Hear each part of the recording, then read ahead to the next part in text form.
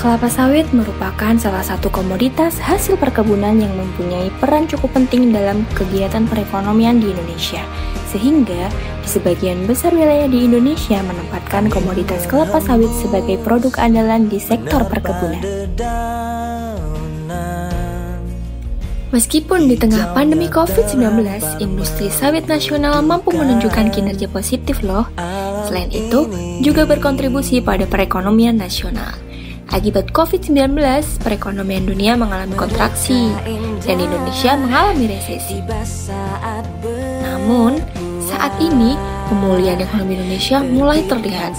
Tercatat pertumbuhan ekonomi Indonesia pada triwulan 1 tahun 2021 hanya sebesar minus 0,74% dan itu lebih baik daripada triwulan-triwulan sebelumnya.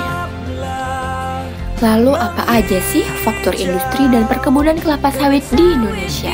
Yang pertama, pengganti minyak nabati yang paling tinggi produktivitasnya. Yang kedua, sumber bahan bakar pengganti minyak bumi atau impor misalnya biodiesel. Yang ketiga, pendapatan ekspor non-migas terbesar di luar migas.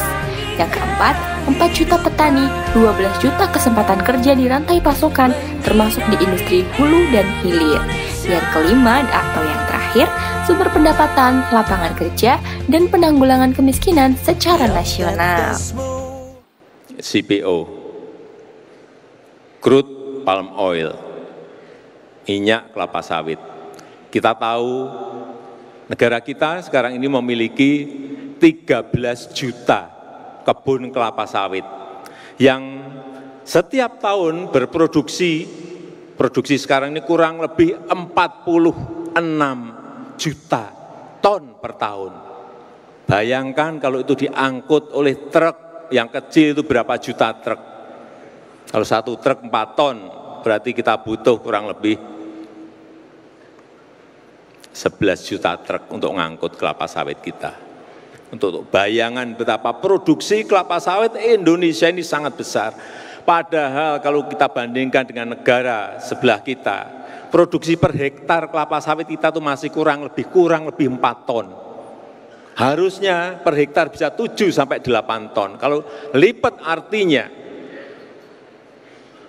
produksi per tahunnya bisa mencapai hampir 100 juta ton.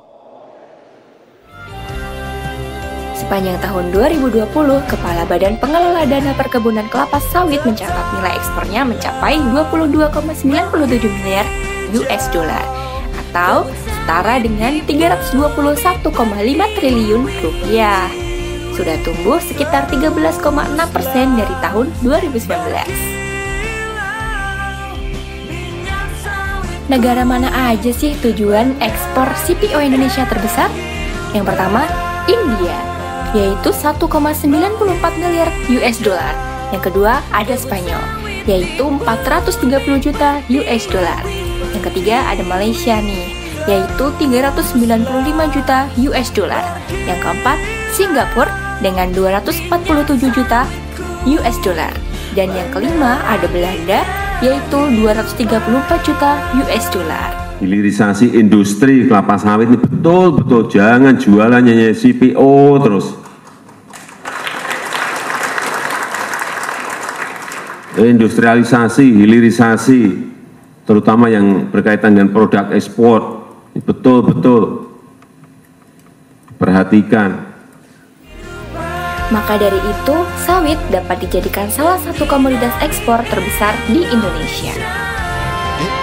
Tetaplah menghijau kebun